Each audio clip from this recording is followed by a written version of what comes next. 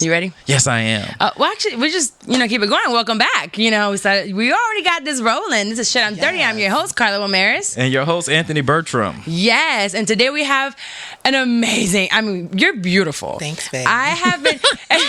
And confident, too. Here's the thing. We have been wanting to do I have been wanting to do this episode before he became my co-host. Like when I first started this podcast a year and a half ago. Oh. And I couldn't find the right person in Orlando. And it was, I told you, I work off of energy. I didn't want just anyone. I wanted someone who can tell a story and really educate me first and foremost, and then the audience. Because like you said, I'd be an ignorant asshole sometimes. Mm-hmm. And I'll say certain things, but it really comes out of ignorance. If you teach me once, then I'm not going to do it again. Sometimes I'm an asshole and I fuck with him anyways. But outside of that, I wanted to do so. I did find one when I got here. I found someone that I was like, I love it. It was Erin. So I messaged Erin and hi, babe. Yes. And she says, she's like, I'm not available. And my spirits dropped. And I'm like, what the fuck? Like, this is never going to happen. I'm never going to be able to do this episode. And she said, I was like, you know what? Thank you. If anything changes, let me know. And she messaged me back. She's like, I actually have someone. And bitch, when she sent me your information, I said, no, this ain't the one I'm looking for. Yeah. This is, I said, Anthony, I don't know if she understood what I was trying to do here. And then he's like, no, bitch, she's a bad bitch. This episode was I think, out of the topics, out of all the topics that Carla and I had to agree on, this was the most sensitive and the most... Oh, we got so many fights. We got into so many We almost didn't become co-hosts because of this episode. Yeah, it was serious. Oh, wow. It was serious. Because I really wanted a black trans woman to come, just not being pretty, but I want you to really be able to speak from your experience, because it's different being a woman of color, period, but being a woman of color that is trans, right? Yeah. So, especially with all the trans women that are being killed, especially in today's day and age. So I'm glad we were able to find you are a perfect balance for the both of us, and I think you're going to do great this episode. So we're just going to go into this is going to bring me to our shit you should know. So Layleen Polanco Extravaganza is a extravaganza, man. Come on now. Extravaganza. I said extravaganza Because he got that twang. Yeah, bitch. He's It's my dialect, bitch. Y'all know I know how to say it, bitch. I said it. Shit. So I love playing it back for him when he fucks up the words. You said what? I said I love playing it back for you when you were like, I said it. No, you didn't. Bitch, fuck that. I don't care. So she's a trans Afro-Latina woman who died in Rikers Island on June 7th. Okay, she died in solitary confinement. So what I read is that she suffered from seizures. She has different health issues. She was being held in Rikers on a $500 bond. So again, as we know, especially in our community, $500 is a lot to come by, right? And this is why prison reform and everything, we talked about it with our last episode, one of our episodes, like how it really affects the black community, but the black trans community especially. So yeah, she died in solitary confinement. She was being held 17 hours a day. And if you don't know what Rikers Island is, Rikers period, it's one of the worst prisons to be at. And to be, is it a jail? No, I don't think it's a prison. I think it's a jail. Because they hold you there. They hold you there, yeah. So I think it's a jail, and it's just the worst conditions, especially here in New York City. Yeah, and they're planning on shutting it down. I can't believe. I think it was 2020 or 2021. It's a date that has been, but yeah, like I said. And so that's prison, and so the opposite. So jail, I'd be like, when you get arrested, you go to jail for a little bit. Right. And then prison is like. But so it's a Rikers prison and a Rikers jail. I thought Rikers was a jail because they take you there before they sentence you. Yes. And they're just holding you there, waiting for you to to go to court and all that. So which makes it even worse because they can hold you and they keep pushing your time back on so you can make bail. She was only there for like a misdemeanor. Yeah, a misdemeanor. Until that's the shit that we were talking about, like systematic oppression, right? When like you have multiple identities that is oppressed, right? So she's not just Afro-Latina. You can hear me, y'all. Yeah. So like she's not just Afro-Latina. She's like also a trans woman or a woman of trans experience, and so automatically it's like, oh, this is the most oppressed group. Let's see how much charges we can get on this person. Yes. And so when we look at like systematic oppression, like you could just be walking, like there's a thing called walking while trans, right? And so if you standing outside and you out there for like, there's a policy right now, like if you standing outside for like 8 minutes and a police officer is watching you, they will arrest you because they'll feel like you're soliciting. So who do you think that impacts? 8 minutes. for example, that don't impact no white woman who's standing on the corner waiting for John. John is like, hey, I'm waiting for my husband, John. They're not profiling them. And so automatically, when you see police officers, you see them in communities because, like, folks be like, there is no quota. Bitch, there's a fucking quota. Yeah. Like, they're trying to reach their quota for the year. And this is actually, she, was arrested because an undercover cop solicited her for oral sex. And that's how she was arrested, right? That nigga probably wanted it, too. Be very clear. Well, listen. Did we have a woman of the night come on and they talked about how the police officers are dirty and all this other stuff and how they do have sex and everything when they're not supposed to? Police officers has literally like, I'm gonna just call it how it is. Like, say if you don't do this, then I'm arresting you. Mm-hmm. That happens all the time, right? And so, like, you signed up to be on the force to serve for people when you're actually not serving people. You're actually you're using your power in a dangerous way. Abusing it. Yeah. Right. Mm-hmm. So back to Miss Laylene. Better care should have been had for her, especially being in their in jail and in their custody, and knowing her health conditions and what they tend to do for Black trans women whenever they have any type of issues in the prison system or jail system. They'll put you guys in solitary confinement, right? That's the reason. And the reason why is because. So, like, we operate in, like, a binary system, right? So, for example, like, men are men and women, right? And so anything that is between that or there's a gender identity, like, folks are like, oh, I don't know what to do. How do we show up? There's no policies. Like, bitch, we've been here. What the fuck you mean? And so, like, for example, it's like, all right, I will put you in solitary confinement because I can, if for example, if they had put her in a male area because of whether she had surgery or not, they're like, all right, we're gonna put you here because we can't put you with the women, binary woman cell, and we can't put you with the men. So the safest thing for them is to put you in solitary confinement.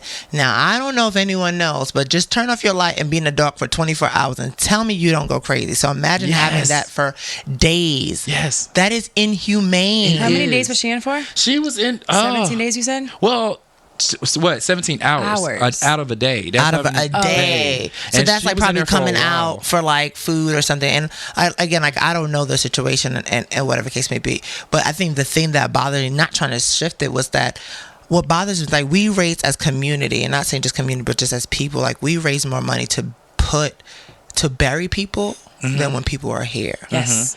Like, that's what bothers me the most in this case. Like, how about we actually be intentional in supporting Black trans women and put in sustainable, like, effort so that they can live and thrive. So, like, this kid, like, $500, she could have been out. No shade. Yeah, but yes, she didn't have it. So, man, I'm so happy. Like I said again, that we're doing this episode because it's things like this that really stands out to me. Doing the parade yesterday, it was a white guy that came into our party and everything, and the shirt he had on was Black trans women. Man, I told him, I said, you're the first white person I'm posting on my page that's not a client that hasn't bought a house from me. Consider yourself lucky. That's work. But yeah, and I'm so happy that it's like the awareness and stuff. What did it say? What the shirt say? It said Black trans women lives matter. Okay, that's what it said. And it was bold as fuck on his shirt, and I was so proud to see it, and they do. So I'm glad we're having this conversation. Tell us a little bit about your story. Tell us who you are, where you come from, where you hey girl. Hey, so my name is Nala Simone Toussaint. I'm an Afro-Caribbean girl. My mom is Jamaican. My dad is Trinidad. I'm first generation American. I am 28 years old. I guess I'm discovering that I'm all gender loving. I used to be like, I'm only attracted to masculinity. I don't even know why I'm sharing that. TMI. But like, I'm trying to promote, like, we're shifting, baby. The 30s coming. Shit changes. Shit, I'm about to be 30. I'm like, telling for you. real. Like, things start shifting. Everybody with like you like a Saturn return. I'm like, bitch, the fuck? What is that? Saturn return. It was like, girl, everything. They told me that shit too when I was getting. I'm like, what the fuck is Saturn return? Like, ain't nobody talking about. I don't have no Saturn returning to me. So basically, when you're approaching your 30s, like, your outlook and your everything shifts. It changes, and you are in this weird space, and they call it Saturn's return. So So apparently that's what I'm in. So I'm like, I was like, I thought only, like, masculine and however that may show up, and I'm realizing that, child, I might be all gender loving and didn't even know. I didn't know what I don't know what I don't know what I didn't know. I tell people, you don't know what you like until you try it. Yeah, I tell people sexuality is a spectrum anyway. Like me, I don't fuck with women. Okay, I'm attracted to masculinity. You don't like me, friend? So masculinity, but there might be and it's like, and I'm looking sometimes, like Pink, for example, that bitch. Okay, she got some big dick energy. But she's super femme. She's super femme, but she has big dick energy at the same time. So I'm just like, because it's that mystery about her. You know, low key, I'm not gonna hold you. Oh, now you're not gonna hold me. Mandy, Mandy gives Mandy's it to a me, whole bitch. nigga, okay? Mandy made my pussy wet a little bit this weekend, girl.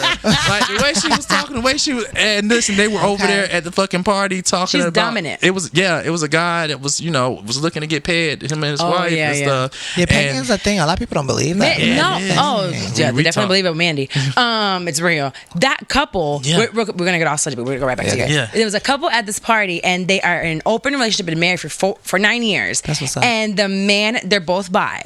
So the man really wanted to get pegged by Mandy, but the wife is very dominant. So when they sat and talked about it, the wife was like, I don't know how to feel because I'm the dominant one. And Mandy's like, nah, bitch, I'm the dom. But somehow, some way, I don't know what a bitch caught my eye. I was just dancing, having a good time. She was like, well, I want you. Oh, bitch. Let me tell you something. So you can't pussy pop and backpedal. Like, you can't do that. See? Here. Mandy was like, no, don't leave. Stay in this conversation. They tried to get you to come in, bitch. When she told me that shit, I said, I was drunk and I said, he don't like pussy. No, he don't want to be in the room with pussy. He don't want none of that. But yeah, so the bitch actually hit me up on Instagram. Then she came to the party the night. She was at 305 Live. And I'm walking through. She's like, hey, girl. And I'm like, I saw her. She came and talked to me. She had a conversation. So dope. And I was dancing with her. But I'm like, she is. I don't know if it's a thing. Like, I was like, who the fuck sent you over here, girl? Because it ain't shit happening. It just, you look pretty. Just go with the flow. Shit. Yeah, maybe one day, but not right now. And it don't got to be alcohol because we're like, oh, I'm going to blame it on alcohol, bitch. I get whiskey dick, so it ain't going to be no alcohol. I don't know what it's going to be, but it ain't going to be that. Okay, back to that, baby. Tell us. Yeah, so like, so I started like 2011 is when I say I had my awakening moment. Like, you don't know what you don't know. And so like, in school, they don't teach you about no freaking gender identity. They don't teach you about sexuality. They teach you everything about a white savior's complex. Everything's from a white lens. And so it wasn't until college when I went to fashion design school that I met someone who was like me. Like, literally, I was like, I don't know. I kept staring. I was like, yo, she's dope. I don't know what it's about her. She's just dope. I'm talking about like 6'2", chocolate complexion, goddess looking regal. And I kept saying like, yo, what is about her? And then I got to know her, and she was like, she was from Alabama. She was like, bitch, what you looking at? I was like, I don't know, you're just really pretty. I was like, and so I would like befriend her and just be around her. And before I knew it, she was this is how I found out. And so after I was at FIT, right, you gotta like have your ID to go in, and bitches, like FIT is like the sweatshop if you in fashion design. Like, you're literally there till like 4 a.m. and then you start your day at 8 a.m. again, okay? Nice. And so we were walking in, and the security guard misgendered her, and I was like, huh? Not only misgendered her, but said her dead name because she went by a different name, right? Okay. And so I was like, you guys call it dead name? So explain what a dead name is. So a dead name is basically the name that either you were assigned to and you no longer use. For some folks take affirmation and still using the name. But for some folks, like, who go through the process of like, I want to be now called this because that's what affirmed me. This is me having autonomy of how I get to identify, right? Self-determination, all that great stuff. And so the term for the name that was given is dead name. Gotcha. Right. And so when somebody chooses to use that dead name, I'd be like, for example, if my name was Eric and I'm like, my name is Shantae now, and I'm like, call me Shantae. It's like, hey, Eric, like, bitch, you being disrespectful because I told you my new name. Right. And I feel like people do that just to be an asshole. Right. Well, people but also people are so bent on what they think and what they know and what they've been taught. And so folks, especially like I always say, faith is always connected to a lot. They're like, oh, well, my religion teaches me. Like, bitch, your religion teaches you to love first. You're not being loving. Yes. Shit your ass down. This is not loving. Do you feel like you being loving by saying by your God? Like, how are you supposed to invite anybody to your God if you're like... And you somewhere sucking dick and not married. Fuck out of here. Bitch. You and this sucking dick and religion. Every time we talk about religion, you talk about sucking dick. Yes. because they be sucking dick when they ain't married. Oh my God. Oh Lord. But so she was misgendered, and what happened? And so like I was first I was like, well, how do I show up? Like, and this is where I learned like first how to be like an ally. I was like, well, how do I support her in this? I was like, first, like I checked. I was like, you all right? She's like, yeah, they know da. And she was so pissed. Like, can you imagine like someone not knowing, right? Because it's also tied to safety. Someone not knowing your identity, right? Like, granted, if we live in a world where everyone like is able to be loving around trans women, right? Where like someone knowing doesn't create a space of I'm unsafe, right? Right. And so for her, she was like, damn, I feel unsafe. And also she felt vulnerable. And also it wasn't her decision to share that information. Right. It was outwardly decided by somebody else, because there's like, well, we knew you from before. Like, that is not your goal. Like, that's almost like saying like, I know who'd you fuck last week and I'm gonna share the world. Like, that's nobody's business. Exactly. I'm telling Let's you not who talk I about am. what's Right. then. Let's talk about what's now. Like bitch, I'm telling you who I am now. And so like I checked in with her, we had a seat, and then that's when I was like, all right, I'm here for whatever support you need, whatever you need, and we would talk. And so eventually, like every time in class we would bump into each other and stuff, like, and then I start having questions. And so by this time you haven't transitioned. So I'm like butch queen identifying. I'm like, that's the term. Like, I ain't gonna lie, because that's who I thought I was. Like, right. So butch queen, explain, because it's a lot of straight heterosexual women that follow. So explain what a butch queen is. Sometimes I get called a butch queen too. Sometimes by my friends. This is like class 101. Hey y'all. So a butch queen is basically someone that is, they have masculine qualities and everything, but they they also have feminine qualities as well. It's I had a both ends. Yeah, like, both ends. It's just a mixture. Femme, dom, whatever you want to call it, whatever case may be. So I learned that I was butch queen because people were calling me butch queen. That's the real tea. Like, and like, I identify as gay at a young age because I was feminine and as fuck. Like, I like pink. I like Barbie dolls. You couldn't tell me nothing. However, I grew up in a Caribbean household, so let's put some context on that. Said Jamaican. Okay, let's put some context on first generation. So I'm talking about they fresh off, like, come on, off the boat, and coming in a time where like they didn't even know the word nigga until they got here. Like, my mom would talk about, like, her first time hearing the word nigga was when she landed. She was like, what the fuck? She went to Medgar College. But you said your dad's Jamaican, and where's your mom from? No, my mom is Jamaican and my dad is Trinidadian. And so my mom is Jamaican from like St. Catherine Brownsall, so that's a parish. My Trinidadian side is on like Picky Valley. So if you're from Trinidad and Tobago, you know where that is. Okay, boom. And so like I spent most of my upbringings with my mom, and then split half of the time with my dad in Jersey, Irvington. So most of my upbringing, so Bushwick girl. Okay. So Bushwick, Brooklyn. So if you went this way, you was Bed-Stuy, and if you went that way, you was Queens, Ridgewood, and if you went that way, you was like Cobble Hill, Queens. So how were they with you growing up? So my mom and my dad wasn't together. You know what I mean? So they were separated. You get what I'm saying? Right. Yeah. So most of my time was with my mom, and I call it the strong pillars of women, like my aunt and my grandma. Yeah. And so my upbringing was like learning like how to just like be what they wanted me to be. And so like I knew I was assigned male, right? And so they was like, you boy, you like blue. Yes. Which is the problem with gender reveal parties, by the way. I really don't support those a lot, because now what you're doing, you're assigning this baby before this baby is even fucking born, right? You're assigning this person a gender, and it's like, how do you know that's what she's going to? They are going to identify. I still got this picture from back in the day where like we had went to the zoo and we had got face match child. I was like, that's my face was beat, honey. Yeah. I was like that's when I knew that I was clear. I like makeup and stuff like, and that doesn't define like me as a woman, like makeup and liking that stuff. I feel like anybody could like makeup because that's what it is. Yeah. But like there's a picture of me in a t-shirt, but I'm wearing it because it's long like a skirt, and I'm like got my like the hey girl hey pose. How old were you when you said that? I was like 5 years old, just coming from the zoo. And so like folks know who they are, or like have an idea of energy and who they want to be. However, if you're being guided by adults and how they've been taught from their like lenses, right, and how boys are supposed to be so that they can be men, right. And so what we tell men is that men have to be a provider. Men cannot cry, and that's anything out of that, right, especially black men, and to take it like a man, whatever come your way, just take that shit. And so for me, like I was clear, like I don't feel that way, and I was also clear at the young age. I'm like, oh, I like this girl, but I like him more.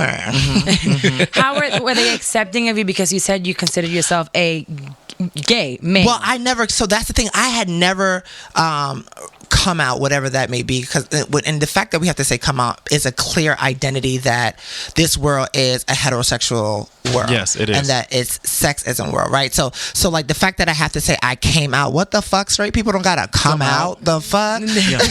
I'm already here. I'm already here. Like, you didn't see me. Like, it's not my fault. You made policies around all this identity that you taught it exists, but now I gotta come out. The fuck? So like gay people have to continue to come out. I tell people, you just don't come out once. Right. So that's the thing. In every area of your life, for example, like I may be a police officer, right? And I'm with the boys. If I identify as a male, and I'm with the boys, and they're like, yeah, my wife and we was fucking these bitches, and like, so you're about to bag your girl, and here you are in this moment being a male but also gay, and everyone's just talking about how they're about to get some pussy, for example. Yes. And you're like, no, I like booty and dick. Right. So how do you know? So now you then have to come out. It's so awkward. And hope. Right. Now you have to come out and hope that you are not isolated or shamed, or like, now they're like, oh, I can't be around him because now he's gonna hit. I mean, like, bitch, not everybody's attracted to you. I think that's one of the biggest things that I hear from hetero men. It's like, oh, you know, nah, these gay niggas, you know, they like me. And I'm like, you're not even that cute, bro.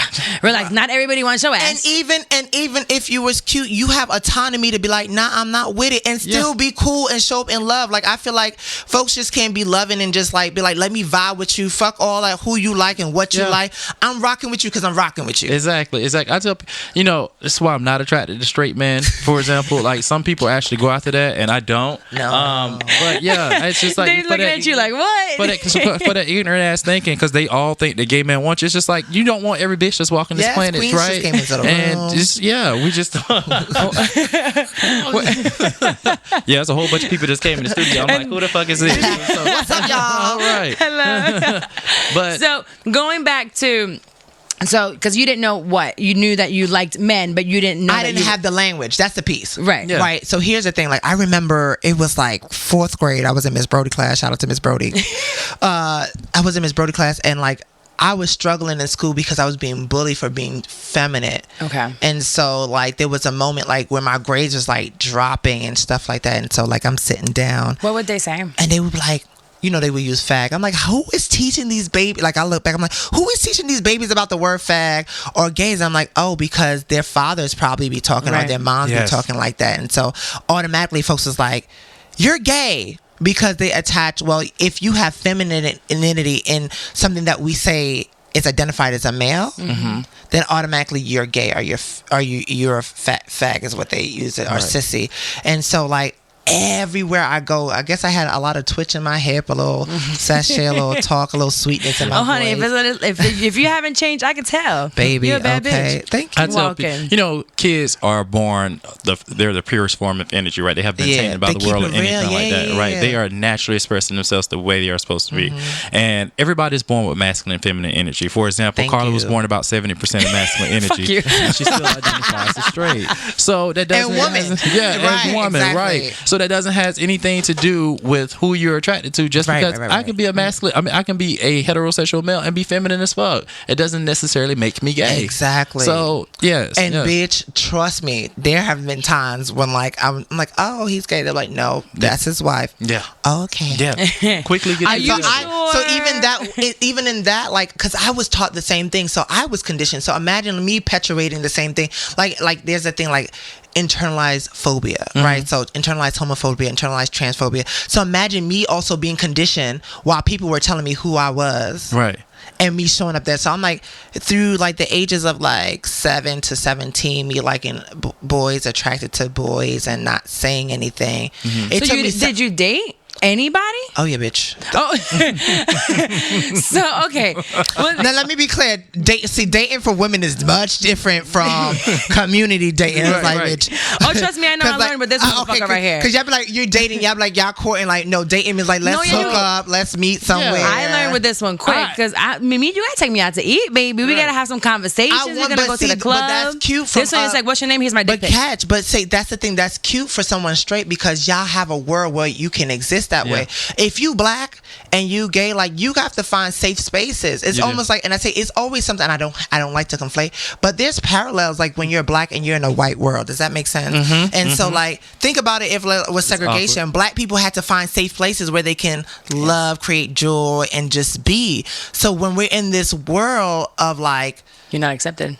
Right. So because you don't want, first of all, if I'm like, for example, if I'm gay and I want to chill with a male, like somebody who I'm trying to get with, and I'm at a party where mostly straight folks is, I gotta be looking around to see who's gonna say some smart shit rather than being present with the person I'm trying to get to know. Or just sock you in the face like you do in the Caribbean. I told her when we went to a pool party and she tells me like, you know, hey, I'm pretty sure there's some gay people there in that space. I'm like, even if it was someone that was gay and I'm attracted to them, I wouldn't feel comfortable sitting here, you know, trying to meet them and, you know, interchange information, because for one, all eyes are going to be on us. I don't know who's going to say something ignorant and all this other stuff. But going back to what you were saying about courting and being young and dating, you know, I did have that experience because I came out when I started practicing sex and everything like that, and my family allowed that space for me to actually court and go on dates and everything like that before it came to a sexual space. Me. I'm Caribbean. A lot of my peers, they fuck immediately. That's the first thing they do. It ain't like going to the movies and all this other stuff. So yeah. So like what ended up happening was like at 17 is when I essentially came out, but prior to that, from the ages of like,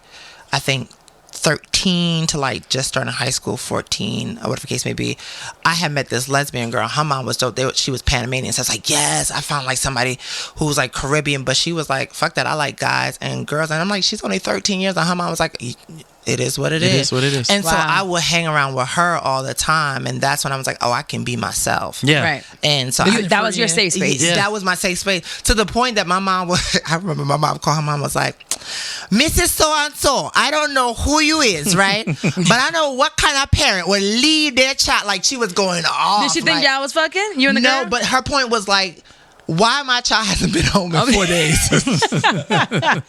Like, I'm like, Mom, I'm okay. I'm at so-and-so's house or whatever the case may be. I'm good. But it was because, like, I was struggling with being home. Like, being home was depressing because I didn't have the words or the language to be like, Mom, let me sit down and have a talk with you. So when did you actually figure out these words?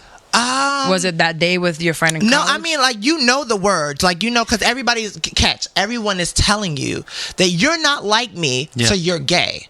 So I knew what gay was because everyone's telling me that I'm gay, but I hadn't accept that term, which granted, because that wasn't it. It was like, no, I'm actually having a gender identity. Right, because there's a difference from you being gay to you being a trans woman. So it's gay? No, hell no. I just said I love all genders. Yeah. So my sexuality. Well, you just found this out this weekend. Well, shit, bitch, don't tell you like that. Said she wasn't gonna say nothing. I just said, you see, the bitch don't listen. She messy. She would spill your tea in a fucking minute. Okay, bitch, I just want to tell this bitch nothing. Oh, shit, I'm 30. I'm about to be 30. Shit, I can't live this type of life. So when are we doing the transition? Oh, I'm sorry. When you said you were at FIT and your friend was outed, right? Is that when you decided that this is me? This is what I want to do? Right. So I'm gonna give you the age. So 17 is when I came out as gay. Okay.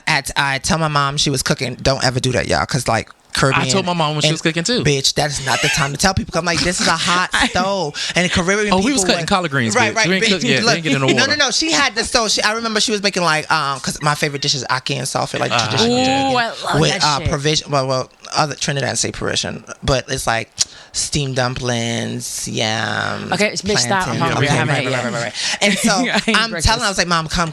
I want to tell you something in the room. I was like, well, you know how you? Because at the time, I'm like, child, I had bad girlfriends, like badass girl, like gorgeous. Like, were you a fucking black them? and Asian? No. Oh, it was for the look. It was for the fashion. They identify bad. It was like for me to navigate in a safe way, bitch. I'm like, okay, if they see I have a good girlfriend. However, there was this girl LaDonna that I really liked, but that I was in March of May. She ended up messing with this guy named Dirk on the 11th Valentine's. Something happened, and I saw them kiss. I was like, bitch, what the fuck? I ain't in a relationship. I'm supposed to be your boyfriend, bitch. And then she gave me a letter, was like, sorry, whatever case, I should never treat you like that. I'm like, bitch, thank you. You just freed my soul. right. And so that year, I actually came up to my mom. Was like, you know how are you always acting like, oh, you're gonna find a girlfriend? And I always like kind of cringe and stuff like that. And I was like, oh, well, Mom, I'm actually attracted to guys. Boom. So now fast forward to college when I'm in FIT, my junior year.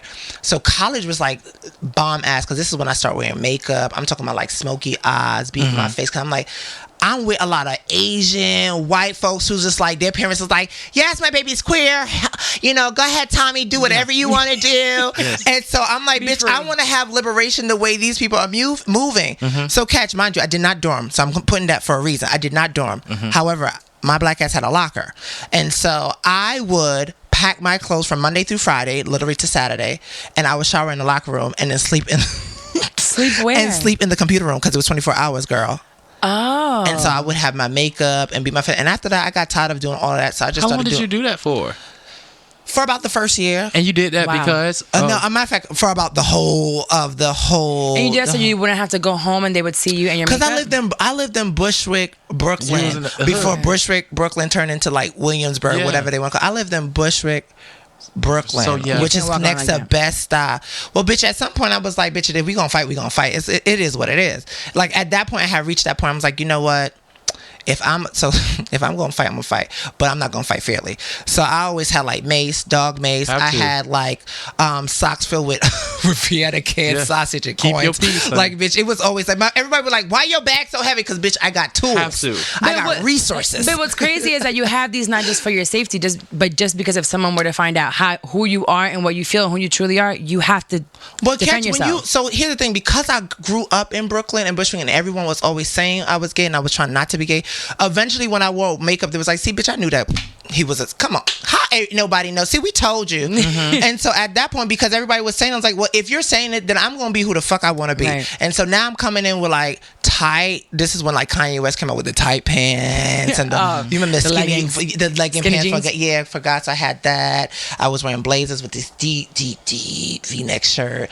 And then I would paint my face like in a way like, baby, you look like I had dipped in glitter. Like, so how'd your family react when you walked in like that? My mom was like, I got your back. You know, that was the thing. Like, my mom, she was like, you know what, you only, this has always been my mom saying, like, you only got one life to live it your way. So I can't tell you how to live. Like, I've lived my life. Because I think of Pose when she came out and the mom was like, get out. And I feel like that was the fear. That's what took me so long to even say something, because I had already authored in my head what the scenario would look like. Yeah. So imagine that anxiety in a child, like, shit, if I come out, I may lose security in housing, food, and education, right? So we don't even talk about like that's like going to school and then you come out to your class and then you experience school push out, right? We don't. Right. So school push out is a mixture of bullying and then not having support, right? Yes. So you get bullied and then the teachers, because the teachers are also straight, they're like, I don't believe this. So I don't even know how to support this baby. Yeah. Right. With empathy and love to support this child to navigate spaces, right? And so I was experiencing school push out, but support from my mom. And so my mom had no problem with coming to school. Oh, somebody touched you, I'm coming up. Yeah. Like, what? As it should be. As it should be. Until like college is when like I had my agency of mine, because I'm an adult now. So she's like, you got to live your life, have fun. You're an adult. Do what you need to do. Just be safe. Now, how do you realize, because you're saying you're dressing up, you're putting makeup on, but isn't there a difference between a man who likes to dress up that's the thing. and likes to wear it to a trans woman, a drag queen versus a trans woman. Yeah, exactly. Okay. But here's the thing: I didn't have that language. I didn't know what trans woman. The only trans woman that I knew, and I'm gonna keep it real, because we're talking to folks who straight folks, and that's how they view as well. Right, who is it? Because media shapes what we know. Yes, was Jerry RuPaul? Springer. Oh, wait, Jerry Springer's a drag? No, Jerry Springer. What? The episode. He's trans? No. Follow me. So Jerry Springer. No. Follow me. Help her, Jesus. Please. Help her.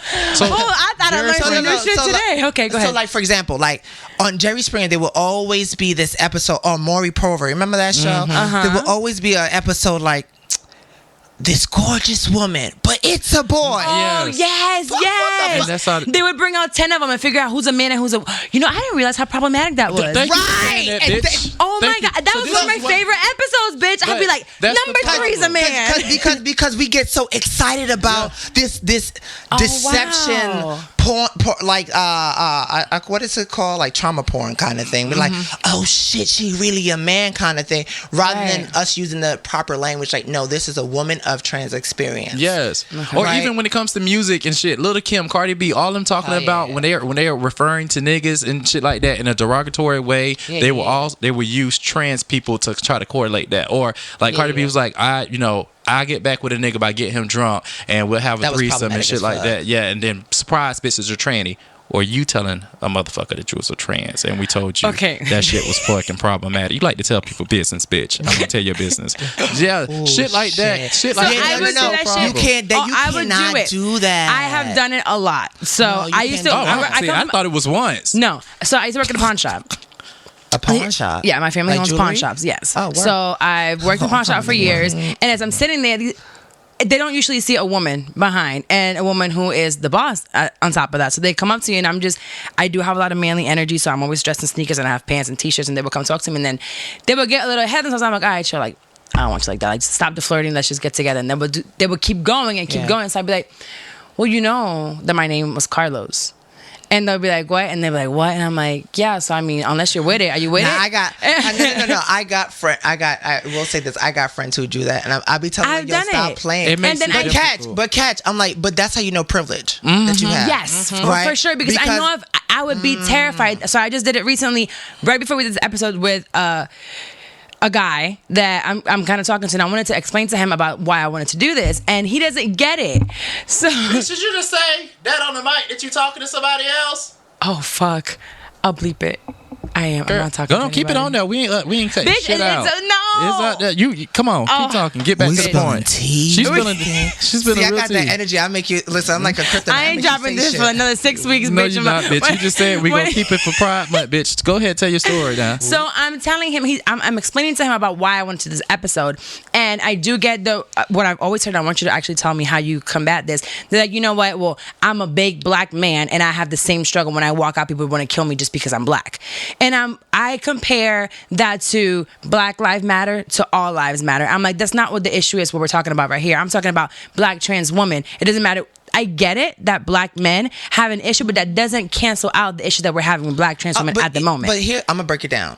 See, a lot of people hold it as an either or. We're not talking about it either. It's a both ands, all ands, right? And so I think you can say, yeah, I'm a black man and I fear my life. Yeah, I get you, brother. I'm with you. I'm a black...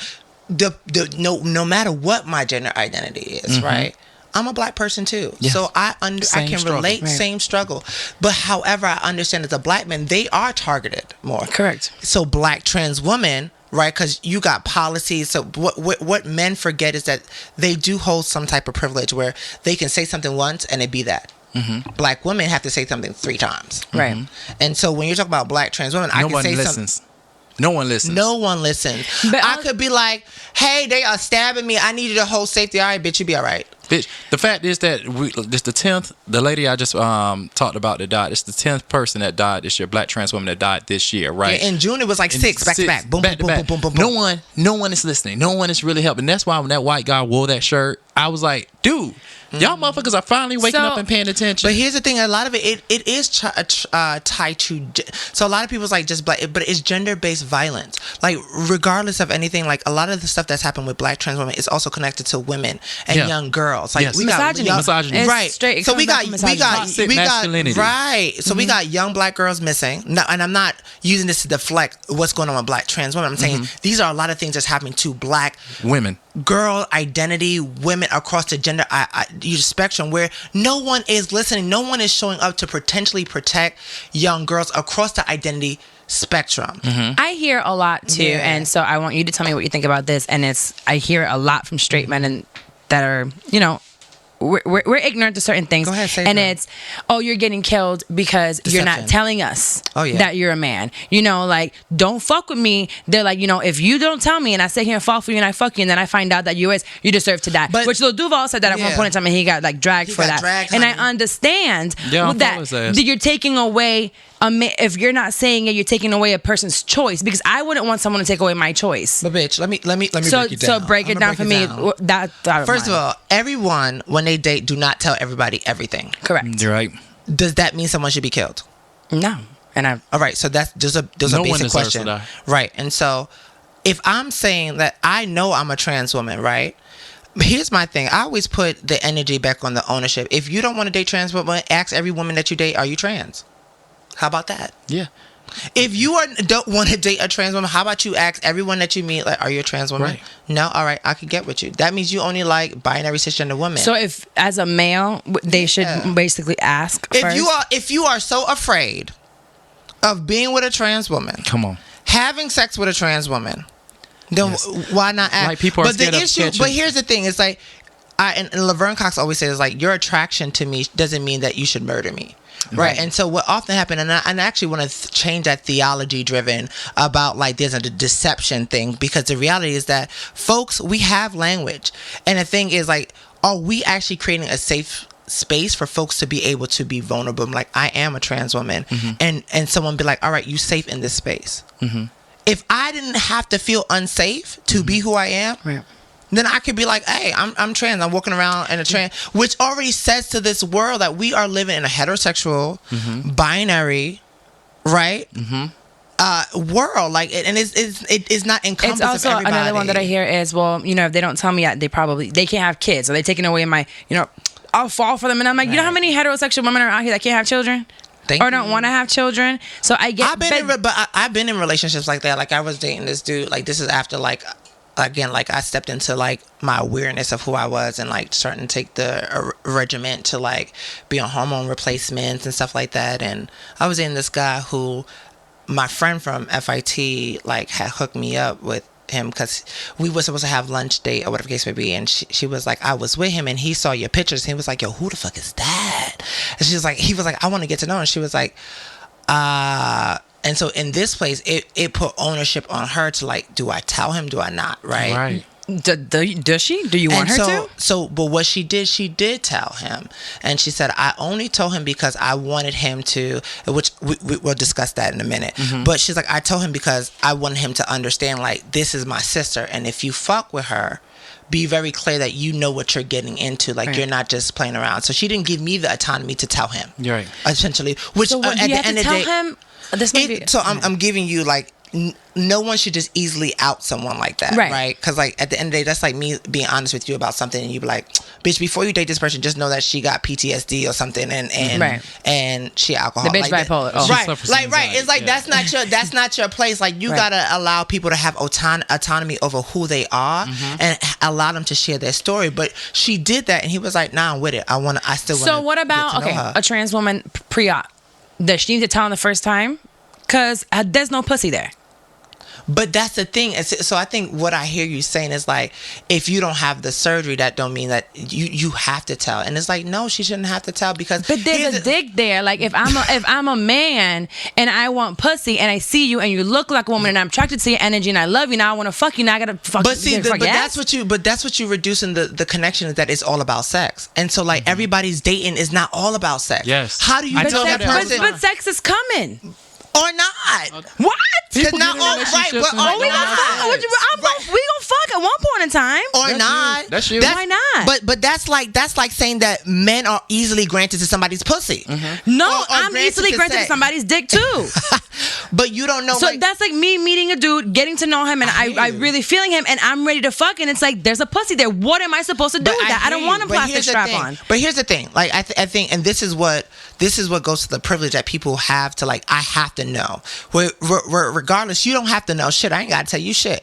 I'm choosing to tell you. For example, so like, if I didn't have surgery, right, and I meet a guy and he like for example, we walk in, I'm leaving the chicken spot, and I'm like walking, like, yo, shorty. I'm looking around. Oh, he talking to me? Yo, shorty, you with the da-da-da-da-da, describing what I got. And so I'm talking. So now I got to choose right then and there. And like, do I tell him? Like, first of all, you don't even know my name. Right. Who I am, what type of person I am, but I gotta tell you what's between my fucking legs. That don't maybe mean not but straight that's from what the I'm street, saying. but once you exchange the number, whatever, and it's like, all right, well, let me tell you. I'm gonna get there. I'm gonna build you there. And so like, I love her. Fuck it, girl. What? The way you talk. And your little slang, you know, pause, like all that shit you say, girl. That's so sexy. Go ahead. I'm gonna get you there. And so I'm like, all right, I don't want to tell him yet now, because he hyper masculinity, toxic masculinity. If I tell him and his boys hear it, he's gonna be like, fuck that nigga, da da da, and now he's beating on me. Right. And the police come, they're gonna be like, they're gonna arrest me versus arrest him, because they're gonna feel like there's deception, or like, oh yeah, you should have known better. That's one of the toughest things that I've discovered when it comes to trans women and dating. It's like, it's so much pressure. When do I tell them? How do I tell them? Like, what the fuck? So when do you tell? This person I've been dating for months. Although I don't have to tell you when I tell. This person, I'm not supposed to ask that. No, you you can ask, but don't mean I have to give you an answer. You feel me? But they like just say, for example, she choose not to say they've been dating for a couple of weeks or a couple of months, and she's really feeling this guy, and he's really feeling her, and everything. It's like, okay, now if I tell this person who I am or what I'm going through, this can change. But see, every for thing. me, I'm gonna say for me. My thing is like I want to know for your jump because I'm gonna feel uncomfortable sitting with you and I'm feeling like I can't be myself because now I'm like, what if I bump into somebody and be like, and somebody see both of us dating and we know similar first? It was like, oh, y'all on a date? And I go to the bathroom and be like, you know that's a da da da da da. Right. Somebody that might know you out. So for me, I'm like, fuck it, I'm gonna let you know from jump. However, there has been moments where I'm like, all right, somebody like be like, yo, shorty, da da da da. We exchange number, and so now I call my best friend like, bitch, I just met this fine ass person. Now I'm like, okay, sis, when do I tell? And she was like, well, do you know anything about the person? No. So why do you feel like he has to know everything about you? He hasn't tell you who he's dating, who he's with, if he got an STI, what he got, and already you got to open up your whole Pandora's box. So the first thing is like, well, get to know him and get to probe him. I'm like, probe him what? Meaning, see what he knows about LGBT. So that's where we go. So I'm like, yo, I'm like, oh, what's up? Da da da. What you doing? No, I'm just chilling. I'm just drinking some orange juice, watching Netflix and shit. And we just be talking casual conversation. And he be like, what you watching? Pose? No, I don't do shit like that. Now, why are you watching that shit? Now I'm like, so tell me what you know about the LGBT. He was like, LGBT. What's LGBT? I'm like, oh fuck, red flag. Yeah. So the fact that you don't know anything there and then not even tell him, right? Because I don't have to. Right. Like again, like your attraction to me does not mean you should kill me or that you have access to who I am, what I do. Like that's the problem. We hold men is they should know everything and they rule everything. Fuck that. No. Like if I don't get to have to know everything, who you fucking with, what you did with your dick or your whatever, you don't get access to me either. Right. Like right. Why? Right. So I got a question for you. Is it okay if I ask you any? Ask me. I'm telling you, I'm on a quest for you to. Cool. You can ask me anything. You might not get an answer. I might give you a gentle pushback and reframe it. So cool. I'm good on that. So are you post-op or pre-op? Oh shit, you weren't there. Because I'm getting into something that what I'm going to do is like you normally don't ask anyone that. Okay, you just assume that whatever they have is enough. Okay, got you. So yes, I am post-op. Okay, cool. But why I tell people that because what we do is we reduce. Why I tell people not to ask that question in Laverne Cox has an interview in Jenny Mock is because so automatically is that when we see women, we want to know what kind of work they got to their body. Do they got boobs? Do they got their pussy done? Do they got X, Y, and Z? And so for me answering that question by giving you an answer, yes, I have, reduces someone who doesn't have. Got you. And so by me, so like even like I'm kind of taking back my answer, like even sharing that, and I can't undo that, is because we don't want to have a either or conversation where that person, if they don't have it, it makes there's a hierarchy. It's a hierarchy, and it's like and it's like I don't want to take away because like not all trans women choose to have that surgery, right? Like for me, I always say I'm a woman of trans experience, right? My whole experience was going on this journey of like making sure that how I felt in my mind was aligned with my body, point blank, in the period. Does insurance cover that? It's been a journey to get to that, right? So insurance, not all insurance cover it. However, there's been policies and laws recently that has been pushed for gender affirmation healthcare is what it's called. So it's called gender affirming healthcare. And so when we're thinking about trans men, we also trans women, we also have to think about trans men and non-binary people, right? So like trans women have the opportunity to go on a journey that affirms their body, but also we got trans men, and we also got non-binary. I'm not a trans man, so I don't want to sit here and speak for them. Like they have the whole. So that means y'all got a whole nother topic. I want to be a trans man. Yeah. So like you said earlier, there's not. You curious the fuck? Oh, like get to know. I just be curious. You sound like a real straight woman. You thank God she's curious. But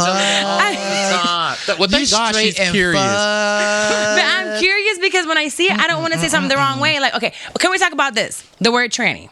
So wait, because I'm like y'all taking me on a whirlwind, like oh yeah. And the reason why, but this is what I'm talking about, like how we live in a straight world, because it's like it's almost like there's a microscope on me versus like someone being like, well, how the fuck am I showing up that I don't create space for other people? How about that? I feel your community has been shunned. I haven't known anything about it for you guys to come on. So it's like, where am I supposed to know? Unless I would have had someone in my family, which I didn't. There's no way of me knowing, and then I have to read whatever's in the articles. You may not know of. Maybe there's something. Maybe. But no, like, and when we did see it, I feel like it was whites that they were more able to come out because they have a bigger privilege. They have a privilege. Safety. It's right. They have a different safety. So I don't know anyone that looks like me myself. And I know there's other people. I might know them and I don't know about them. But I haven't had the opportunity to learn from them. I have to read these articles or whatever they're willing to give me, but I don't have the person to tell it. I'm dumb.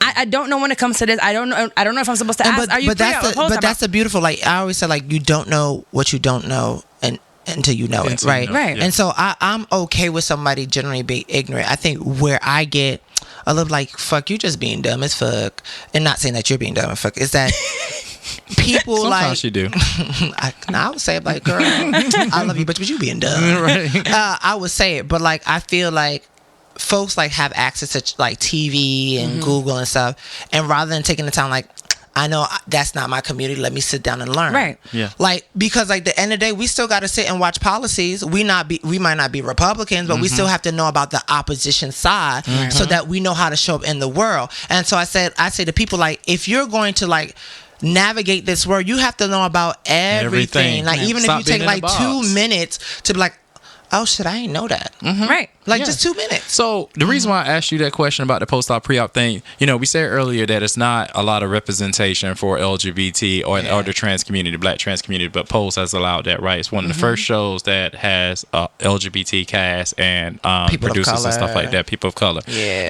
And the Electra Abundance, right? She was there. Her story when she was pre-op and how she had the man that was taking care of her, and because she was special, because she was not she wasn't like another woman, right? She was different. And then when she went post-op, her life has changed, right? Her the men that she attracted then were no longer attracted to her. Did you experience anything like that? No. And I think thank God for Pose, but also like, Pose also can be detrimental to, because it creates a pathology or knowledge for folks like you who haven't had any idea or access to that community. Right. And so what it says is that all trans women have this journey of sex work and like having a struggle to transition and things like that. And so those stories do exist. Yes. This was our fight. This was exactly our fight, because I wanted a woman that was so this is why we almost didn't become co-hosts. Girl, fuck you. Don't get me on this motherfucking thing going to fuck off on you. Okay, I know we don't have much time. Go ahead. So here was the thing. I wanted a woman that had the struggle of a woman. So a woman that just worked a regular job, that was just trying to blend in being a woman. And he's telling me, well, you don't understand. You mean a trans woman that's... A trans woman, yes. Yeah. That's just living a regular life. It has a family and has a regular job, is going to school, and is having that struggle to just be that without going into sex work nowadays. I understand that there was before. I don't know how strong it is now. He's like, no, you were telling me trans women have to go through sex work. I didn't say trans women have to. Most are sex work. Black trans women, for one, they can't. To go in to get a job is different and everything like that. Pose really talks about that. T.S. Madison talks about her struggle. A lot of women talk about their struggle, about how hard also, for them to be. The show before we come together was mostly women. So I wanted women to understand what it was like and how to respect a trans woman in their workplace. I just wanted a black trans woman to come here and talk about the struggle. She didn't necessarily have to be a sex worker. She didn't necessarily have to be a doctor or anything like that. No, you didn't. I wanted her to have a true black experience. Yeah. Which is right. I'm here now. And so like, again, like, so what I'm going to say for the record is that like my experience is not like other trans women. Like, I can't talk about what it is to be an Afro-Latina. It's not my experience, but I can talk about what does that mean to be an Afro-Caribbean girl. And so what I'm offering to both of y'all is that like each girl experience is the same. Like, we got two black brothers, from what I can see, or I don't want to pre-identify folks in the space, who their lived experience is going to be different, right? And a lot plays into that: shape, access, community, culture, all of that. And so, I know trans women who are women of trans experience who are in a family. The husband knows, they have adopted kids, and they live self meaning that no one knows. And they're in communities where nobody knows, and they live in a binary world where this is my husband, this is my wife, these are our adopted kids, I couldn't have kids and we adopted kids, and that's it, point blank. Nobody needs to know the rest. How often does that happen? Okay, it's a lot. Child, there are a lot of trans women. Bitch, shut the fuck up. But I read it. She's not a trans woman either. Dang, you were telling me that I couldn't. No, you told me that I couldn't. I'm not part of the community. Continue on with your story, please. But here's the thing: it is a lot of those stories, and they are not known because it is nobody's business to know or to have access to your story. Like, we got to remember that we are the gatekeepers of our own narrative, and it is a privilege for someone to know our stories.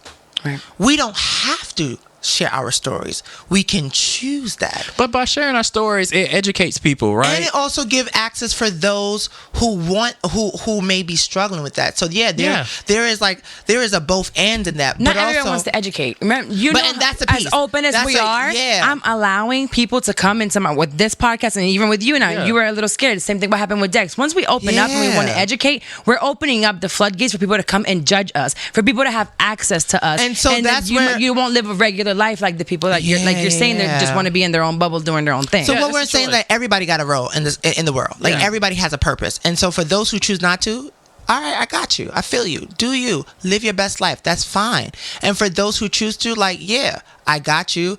Do what you need to do. And then those are the people that we need to be also asking what kind of support you need, because they're putting their life on the front line, point blank and period. And so the fact that they're putting their life and saying, like, for example, like, and not no shade, no tea, no shade. Like, anytime like I'm doing an interview or a question and an ask, like, and I come in and I share my story, the thing that I always tell people to be intentional is like, all right, no one checks in about, well, how you getting home? Right? Because I might be a rally and I'm like, I'm a black trans woman, da-da-da-da.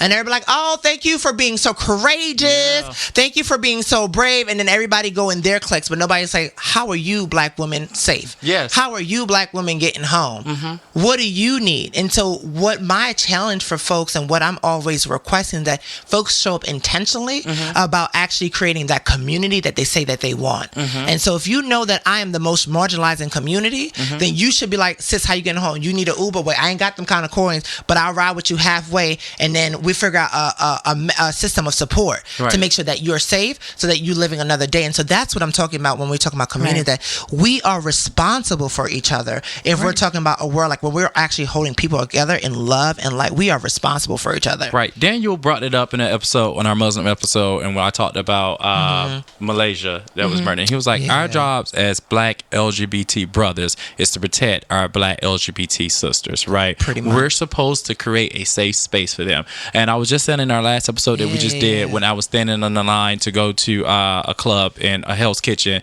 that it was two black trans girls that just started out. They looked rough as fuck. Wigs was a mess, makeup, everything. And it's like, cool. Everybody had a starting point. And then one of my homeboys that I was with was, making fun. And I checked them immediately. I was like, dude, they're not safe outside, and they need to be safe inside. But here's the thing, and that's the piece where I talk about gender identity, how like gender binary is so problematic, because when we're saying that a woman, that you said rough as fuck, I'm gonna hold you to that one quick. It's gonna be a teachable moment.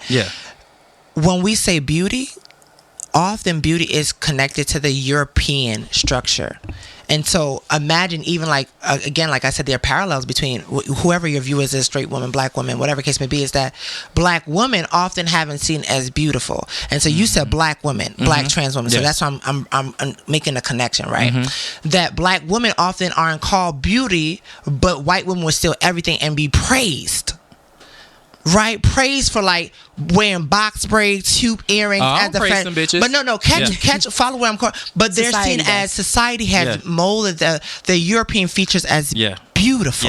Yes. And so automatically, black women have to be like, in order for you to be beauty. Not saying for those not coming at you who, if you wear straight hair weave, because I believe like, do you, sis?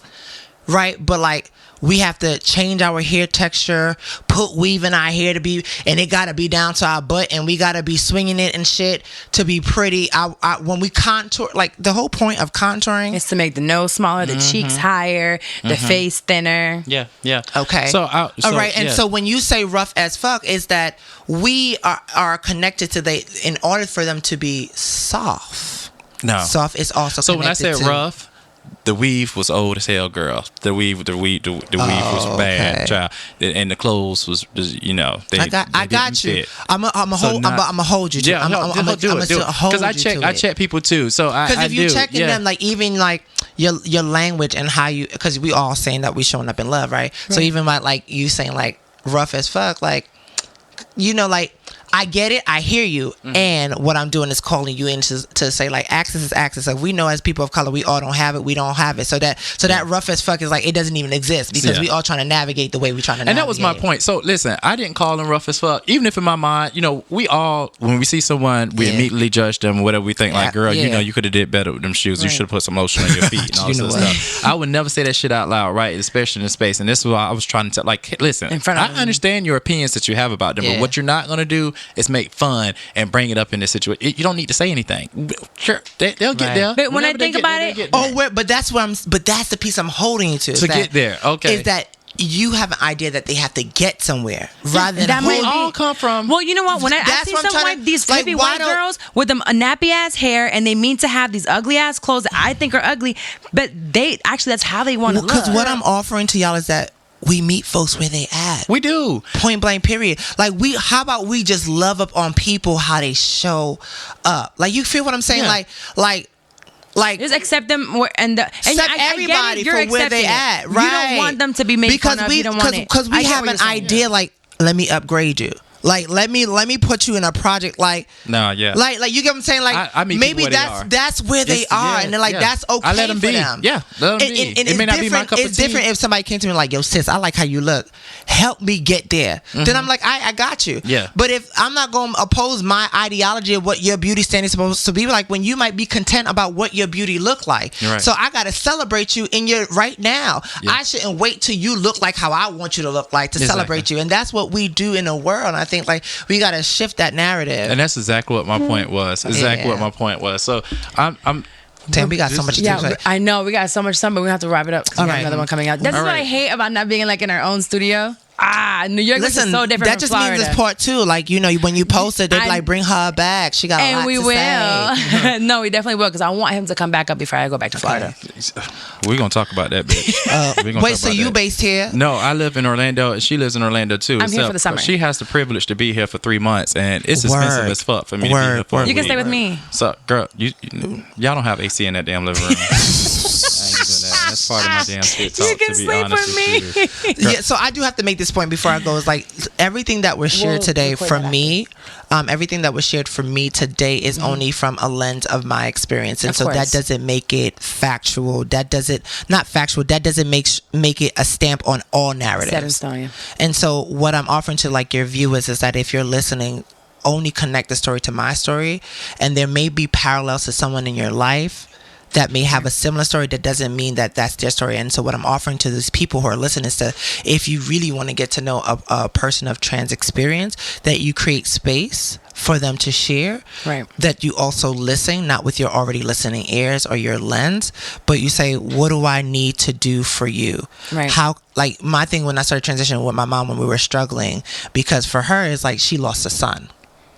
Well, no, you didn't lose any child. You just lost the idea of what you thought your child was going to be. Right. You lost the vision of how you wanted your child to be. Your child is still here. Right. Your child has reclaimed the identity that works for them. Okay. Your child is not gone. And so what I offer is that when we have a child, we have a vision of how that child going to be. The child going to be a doctor. Your child going to be art, like every kind of job that we think the child based off of their gender is going to be. Rather than like, my child is going to be amazing. I'm going to love my child in whatever they do. Whether it's going to be an artist, a singer, whatever the case may be. And so what I offer to parents who have LGBT children is that you let your child leave. Your whole purpose of parenting is to keep them safe. And to love them, to have empathy, right? To have trust, and to guide them. And if you don't know how to guide them, you get resources to support you and that child. I think what people use as crutches is their religion. Oh yeah, I mean, I get it. By the way, I'm a minister. I know I've been cussing, but I am a minister in training. Hello. And so and I say this on the mic because often folks will say like, "Well, what's your connection with God?" Child, I will read scriptures. I will pray. I will preach. Do not play with God. me. So I because I understand that my God is a loving God, and you cannot tell me anything other. And so, like, I often say is that we only have trans folks as either sex workers or X, Y, and Z. And I'm like, no, I have other things. I was a fashion designer. I work in policy now. I go to Albany. I travel. I talk to folks about fixing policies that not only support LGBT, but I understand the intersectional identity of being Black. So yeah, I'm all for the reforms. I'm all for that. But I also want folks that are doing that work who are Black is to be like, how do I love up on my Black brother who is also gay? How do I love up on my Black sister who is a woman of trans experience or who is lesbian or same gender loving or all gender loving? Because, you know, no shade to like folks who identify as gay or lesbian. I have nothing about it, but that is a white political identifier. Like before history, I'm gonna give you the low 1990s. We had like all gender loving, same gender loving, because it was hard for us to come out saying gay. So like, you know how you had that's just Susie's long life best friend. We never actually had to come out. We just knew that like she's always with this girl, so that's her roommate. So for us, coming out was different for the white folks because they have access and resources that give them safety. So when I'm talking about leveraging privilege is also about leveraging your safety. Right. And a lot of folks don't understand that privilege is around safety and access. And so leveraging is that means that you may have to be uncomfortable and leverage some of that safety to make somebody else safe who isn't safe. Does that make sense? That makes perfect sense. Okay. And you're doing I think you had to wrap up with something. So yeah, we're gonna go ahead and take a break, and then we're gonna come back and do our unsolicited advice. But before we go, thank you so much for sharing your story. Like I said, it was something I wanted to do because I have my own ignorance. Can I do a shameless plug? Of course. No, you are going to plug before we leave. Yes. But before, both of us are ignorant. You know, people come to me all the time and talk about, especially now that I'm in this space and I have these conversations about Black trans women being killed and so much. Is they come to me with questions that I can't answer because I'm not a Black trans woman. Like you said, I'm not a trans man, so I can't really answer those questions.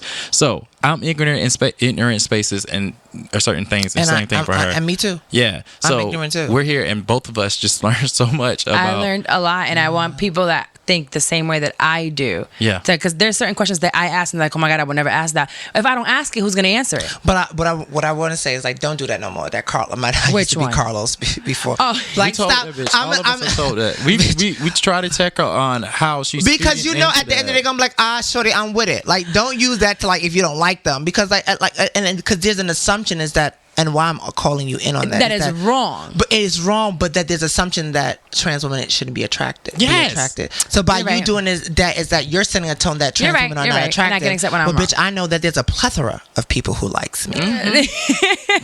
Hey guys. Okay, let's take a quick break from Nala. I know she's amazing. But I want to let you guys know that we're in July already, and July means it is Prime Day for Amazon. So listen up. Amazon Prime members, for a limited time, you can start an Audible membership and save 66% on your first 3 months, which is a total of $30 off. That's like literally getting 3 months for the price of one.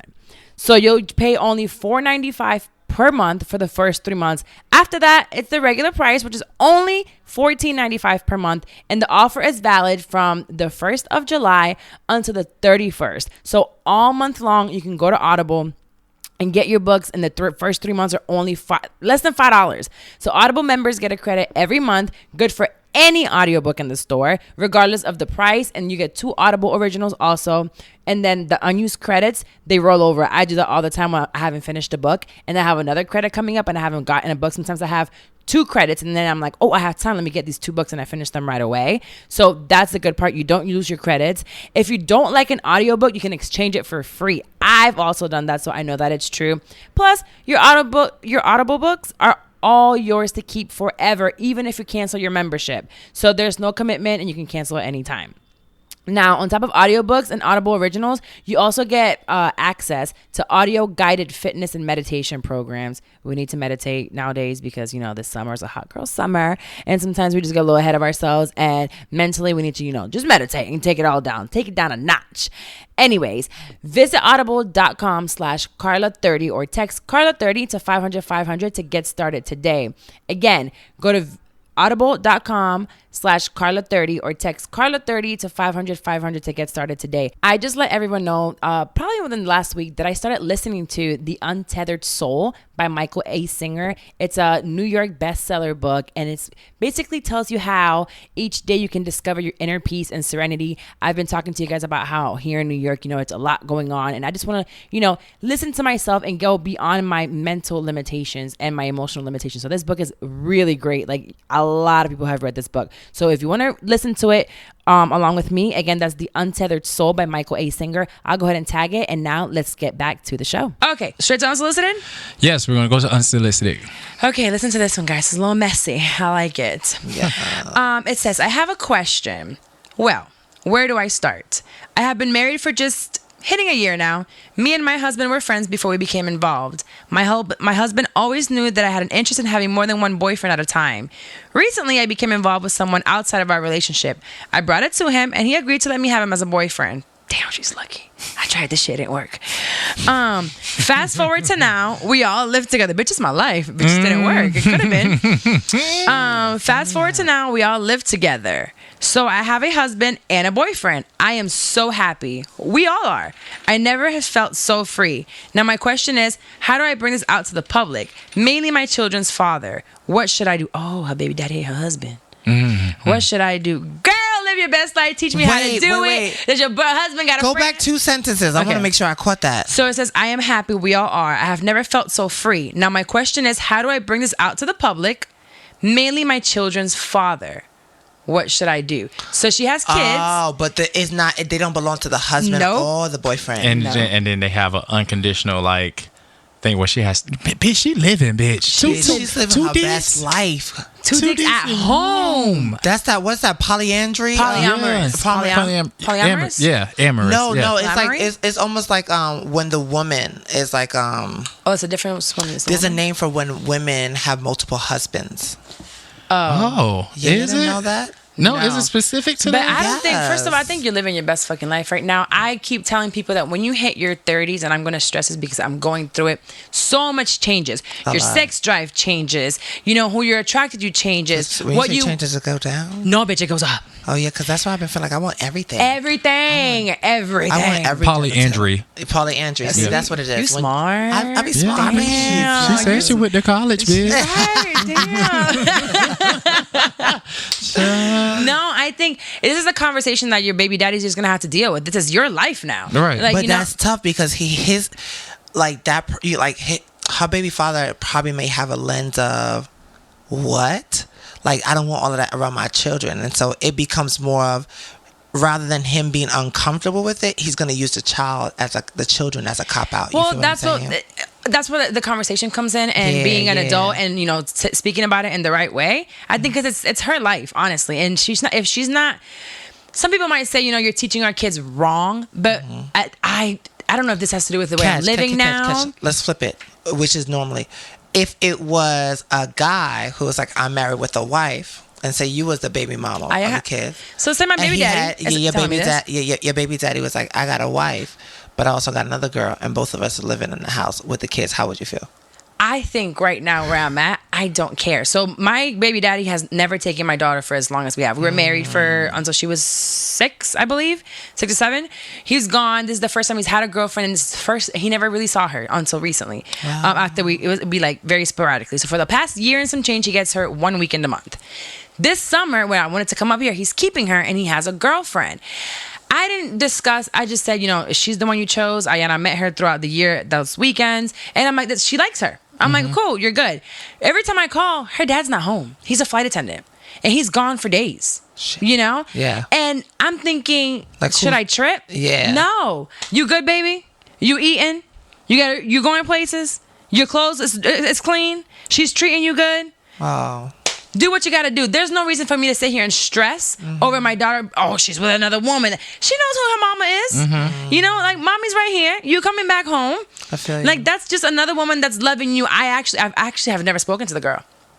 Ever. And I feel like, damn, I probably should speak to her. I did that face ooh. Yeah, I've actually never spoken to her. But Ayana is, I think, maybe because my daughter's older now, she's a teenager.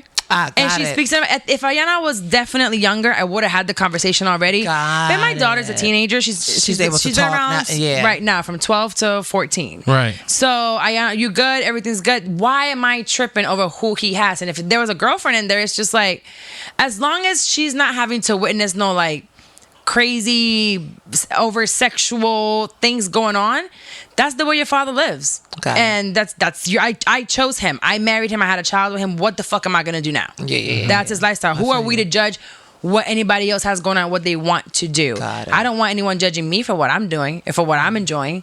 So I'm not gonna judge anybody else. I'm like, she got the best life. Like this, she's living. You know, I'm like, I would like that. Like, shoot, can I have like a husband and a wife and a boyfriend and a girlfriend? Bitch, I'm having a hard time getting a man. Fuck a let me stop having a hard time. It's not enough niggas I could let alone get two, bitch. Right.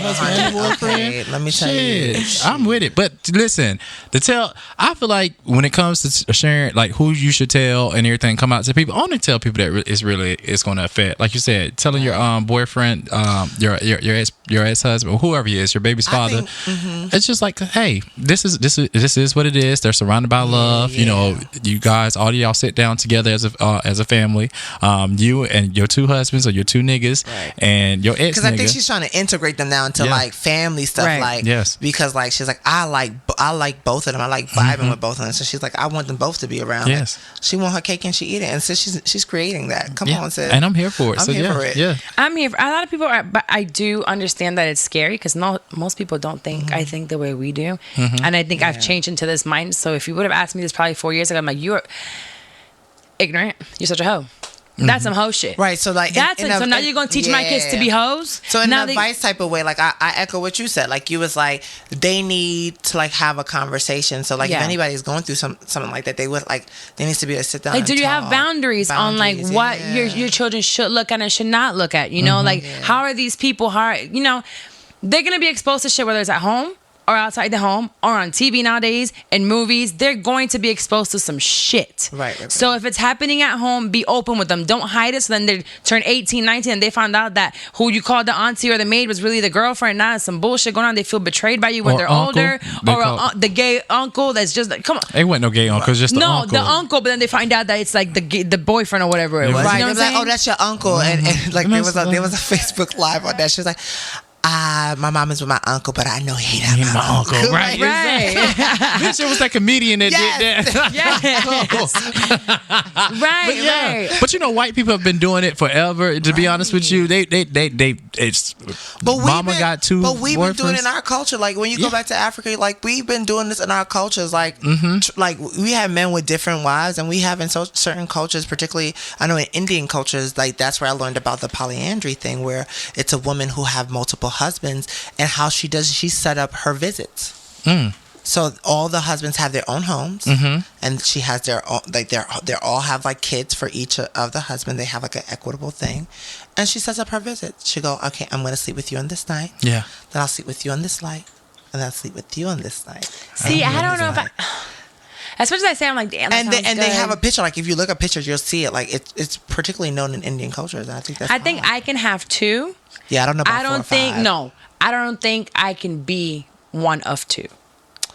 Look at that. What you mean one or two? So meaning that she can't be the other girl, like right. So I can't be like a sister wife. That's how good. That's how I heard females are like that. They're very like territorial. When it comes to so territorial. I ain't gonna lie. So I'm gonna spill a little tea. So like I'm dating this amazing. All right, shit. Spill it. I'm about to be 30. You know what? We're about to spill tea. Period. Okay, period. Go ahead. Okay, so like this guy, he's been trying to date me for like 4 years. And I was like, nah, I'm not with it. I'm not trying to date you. Because I thought he was dating my friend. And like, I got a girl code. Like, if you like really like trying to get to know my friend, I'm not going to try to be like pressure on you like that. But he's cute or whatever case may be. And he's family. Like, so we have like the same trans experience, right? And so recently I was like, all right, I'm going to try to open up to him. Then I found out he's in a relationship. Like a full-blown relationship. And I was like, so how is it going to work? Now you in a relationship. He's like, oh, we're polyamorous. Oh. And I was like, so she's okay with you coming on a date with me? Because now I'm like, I don't want to feel like the other chick, right? Right. He was like, yeah, she with it. She know I like you. She know that I've been actually trying to get with you for 4 years. I'll be damn. And we went on a date, and this is the time that I was actually in a monogamous. You ain't shit. I ain't shit. I like it. So I was in a monogamous relationship, and him and I was like, we knew each other for 3 years, and we were in a relationship, and so the relationship started going sour, and I was like, man, you fucking up. All right, let's do couples therapy. Let's take away the girlfriend and boyfriend things. And so at that point, I'm like, I want to be courted. Like, I'm a woman who wants to be courted. I want to be dated because I know far too much about like what it looks like to be in the four corners of my home and be in the bed laid up and having sex. I know that. Right. I want something different. Like I want some. And I'm not asking. I'm asking for bare minimum. Like shit. Why is that so hard? Like let's go to the park. Right. And it's hot outside. Like let me open my legs. You sit between my legs. Let me rub your head. Oh yes. Girl. Right. You know, let's eat something. You know, like something real simple by the water. Something. Right. Some real shit. Let me brush it. Whatever it Y'all is. so pussy. And so like when shit got rocky, like I went on a date with him and it was the best date I had like in a long time. I was like, yo, this shit was nice. Bitch, because you know what? I think is she talking about me, bitch? But you know what she it talking is? About me. I am because maybe because it was like he was honest. I would rather that kind of honesty than a guy who's like, nah, I ain't really being with nobody, but he's secretly in his phone like this. Mm-hmm. Or like he's looking to the side and off, like when a guy's being sus and he got, because I'm the type of guy like if you date other girls and we're not in a relationship, go ahead, do you. Right. When things get serious, then I want you to be like, all right, I want to go exclusive with you if that's the way we going. But if you want to go polyamorous, and I think the whole thing is what I'm trying to say is that people just need to have conversation about what they want and what they like, and if they don't know what they like or what they don't want, like have a conversation with a partner who engages with you. Like, so what do you like to do sexually? Mm-hmm. What affirms you? What turned you on? Yes. What turned you off? Be specific and honest. Please me and give me what I want. And if you can't do that for me, let me know. But like being so recently with this polyamorous situation, I was like, I'm spilling so much tea. Like I recently had a conversation with him. I was like, because there was an event where she was being honored because she does some modeling and stuff, and she's gorgeous as fuck. And again, I'm in my Saturn return, so I'm like, I like everything now, I guess. and so she meets up with me, she hugs me, we embrace, and we've met up in person. His main chick. His like they got something going on, and you can see the love when you see them together. Like there's no denying it. Like they look a beautiful couple. Like damn, they amazing. And so I ain't gonna lie, a bitch felt awkward. Mm-hmm. I had saw both of them in the space. I was like, ooh, this is awkward, because to me, I'm like, y'all both have something, and him and I don't got that. Right. And so I don't know if it was like a moment. I was like, bitch, I want that. I want to be the only girl that a nigga be like, I can't share. Like a nigga. Can you share, friend? I don't know. I haven't. I had a threesome. My first threesome was with me and a partner. I have not had that. Oh, girl, I have threesomes often. But he does. When I had my first, you don't threesome, have performing anxiety. I think that's what I'm scared about.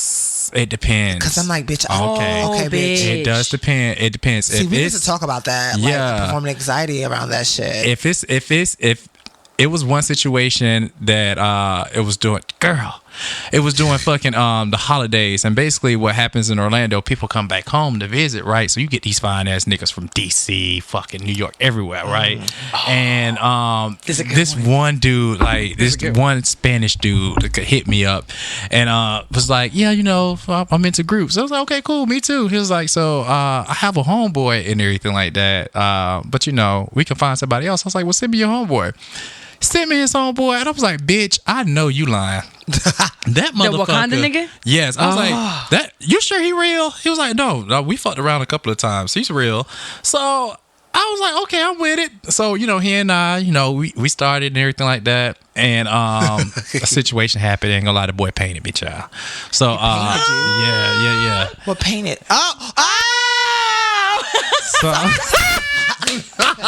So listen. So why the boy was coming over? Why the other boy was coming way from fucking Claremont? And I was just like, well, he in my other shower and everything. I went in the shower and I was like, you know what?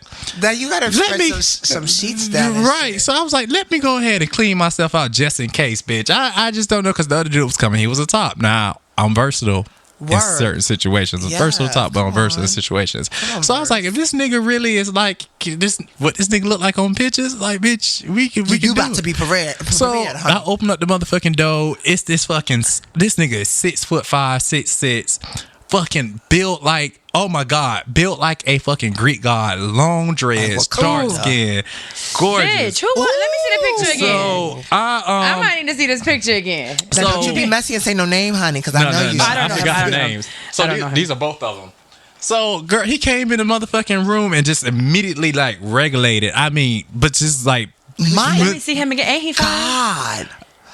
God. And you know, the so other one painted you. Yeah. So I was just like, so shit. When it came to like, that's a beautiful mixture because it's like you're like right in the middle between both of them. That's sexy. It was Bitch, it was the hottest shit I ever did, right? But I couldn't fuck that boy. For one, he painted me. I ain't gonna stick my dick back in there.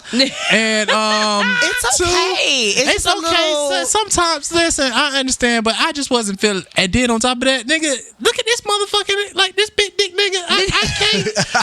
Girl, go behind him. Like, what the fuck? So, bitch, when I tell you that motherfucker, he regulated both of our asses. Okay. Bitch, he was handling us like motherfucker, like he was frying chicken in that bitch. I swear to God, I bitch, listen. I ain't know which way to go. Y'all I just let bottoms. we were both bottoms, bitch. He threw our asses up multiple times. Okay. That nigga went rounds. Okay. Like the light skin would end up leaving a bit because he had a family situation. Me and him stayed behind, bitch. And after we finished fucking, we talked about healthcare reform. I wanted to fucking marry him. Right, because see, that's that sexy shit. Like he was mad young. I want somebody like, young. but that's the thing. Like, I like shit like that. Like if, like, say if it's just like a hookup or a meetup. Like, yeah, let's have sex, but let's talk about healthcare. But also, like, it's always sexy when you can find somebody who like really know how to navigate through trauma and healthcare. Like that's some sexy shit. Like you know how to have a conversation. Yeah. Like you know how to hold a whole conversation. Yes. Shit. So that shit was hot. So we're gonna go ahead and go to our next segment. Shit talk. And it's my favorite. What you got? What shit talk? Talk to me. So basically, whatever we need. You got some shit to take off your chest. You want to talk some shit about something, somebody, something happened, something you don't seen, something you just gotta talk a little shit. So since we're being open and honest, I'm gonna challenge you. I'm gonna share a story from this weekend, and you should share your story from this weekend. Oh. Okay, so if you want me to tell my story, bitch, you're gonna have to tell your which was your story? About the bed situation. And which was my story? Oh, the one that you about these niggas that you said you don't know about you talking about. If you gonna share, we both gonna be open, bitch. Bitch, that's a lot. That's a lot. It's a lot for me to tell too. That is not a lot for you to tell. Bitch, no, it is. Bitch, you know I don't want to come down from a challenge, bitch. You know I don't turn a bitch. Don't do this to me. If you want to do it, bitch, you gonna do it. We can do it. Look, sipping tea. Okay. We gonna do it. You go first. Carla, don't fuck with me. Don't fuck with me. Listen, y'all can't pussy popping back paddle like. Pinky swear. All right. Okay, we just pinky swear. So my shit talk this week. I might shit myself after this shit talk. When I came in, I ended up staying with a friend of mine from high school. Really, he's just an associate. Can I read the DM? No, bitch. I'm gonna handle it, and I'm gonna do my own shit. Okay? You do your shit. If you don't want me adding shit about your shit talk, you ain't gonna add shit about mine. Right. Okay. Like, she over here co-signing like, no, bitch, you can't miss out this. Yo, I'm so excited. I can't stop shaking. This is so good. Go. So yeah, I came into town and I was only planning to stay with him, to be honest with you, for a day or two. To be honest, I was gonna stay with my other homeboy in Harlem, on the weekend. So I get there and everything like that. Immediately when I walk in, it was just uneasy because he was, for one, I told him I was getting in on Tuesday. He was like, oh, I thought you was getting in the weekend and everything like that. So he was like, fuck, well, I guess I'll go ahead and do what I need to do. And I was like, nigga, what? Like, I told you I was coming in on Tuesday. But getting to the story, to the point. So he gets up and he left me. He was getting up to go to work the next morning on Wednesday and everything like that. Gave me the key. He was like, have fun, explore the city, get lost, do your thing and everything like that. And I was like, okay, cool. So bitch, I ain't gonna lie, I woke up, I was a little horny. I was looking online and seeing who was there and everything like that. And it was this one dude, fine ass little dude and everything like that. He was, it was like, let's look up. And he was like, can you host? I was like, to be honest with you, no, I'm staying with my homeboy and everything like that. Preferably, I might need to travel and come to you. He was like, dude, I really can't host and everything like that, but I can come to you. For those of you that don't know, host mean like you have the place where you guys are going. Clearly host means that. Host like first of all, these straight motherfuckers sometimes do not know what if they don't have any gay friends, they don't know what the fuck host mean. So let me tell you, you keep saying a lot of straight guys. No, not girls. I have a lot of my listeners bisexual like on the low. You don't know me. Me? I told her. I am not bisexual. She gonna get there about 35 or something like that. Yeah. She gonna get there. It's gonna. The bitch already. Me. Anyway, you. Yes. You do. You are. Anyway. Yo. Like what just happened? First of all, okay, let's go back to host. So the dude came over and everything like that. And I was just, so, we get ready to get started. And I end up laying the cover out on the couch. And it was kind of uncomfortable. And it was fine. I really wanted to get in there to show him what I can do. Right. Like, bitch, I'm not going to half-ass this session. I'm a Sagittarius. Oh, bitch. So, I didn't want to half-ass it. So he was like, let's go in your homeboy room. And I was like, dude, listen, I ain't talked to him about that. Like, I ain't talk about that. And shit, nigga, I ain't even talk about like even like having hookups at this place, let alone like fucking in this room. He was like, we'll make it back up. So I was like, okay, fuck it. Honestly, I understand it was a lapse and it was a bad call in judgment. Because I can understand somebody being mad. It is a bad call, but it kind of adds to the. It was like, oh shit, like get caught, bitch. Exactly, bitch. I live alone, bitch. I don't have shit like this. I was like, let's do it. So we fucked and everything like that. Now, mind you, I'm a big nigga. And I move furniture. I break beds and all this other stuff. Like, me and my homeboy was just talking about that. Like, so anyway, you are like what, 6'5"? I'm 6'3". Lord, so 6'3", 210, 215, just depending on how much I ate that week. But yeah. So long story short, we ended up fucking, and the bed was moved. My homeboy, he's like slightly OCD. Like when I got in the room, everything was in the I was like, fuck, we finna fuck in this clean ass room. This nigga made up the bed, nigga. Mm-hmm. Damn. We did put a cover down. So after we finished, the boy tried to help me straighten up and everything like that, make sure everything was back in place. But I'm a junkie nigga. It's kind of hard for me to be tidy. So anyway, I'm out and about, live my little life and everything like that. And we over at Carla and Mandy's house and smoking. I'm high as fuck. I am high as fuck. And we taking shots of Patron. So my homeboy called me. He was like, I got a question. What? Why was you in my room? And I was like, listen, this is not the time. I'm going to say this out loud. I'm going to text you. He said, all right, text me. So I texted him. I was like, listen. I told him exactly what happened. I was like, dude came over, blah, blah, blah, and everything like that. I told him verbatim what happened. And I was like, shit, I sent it out there.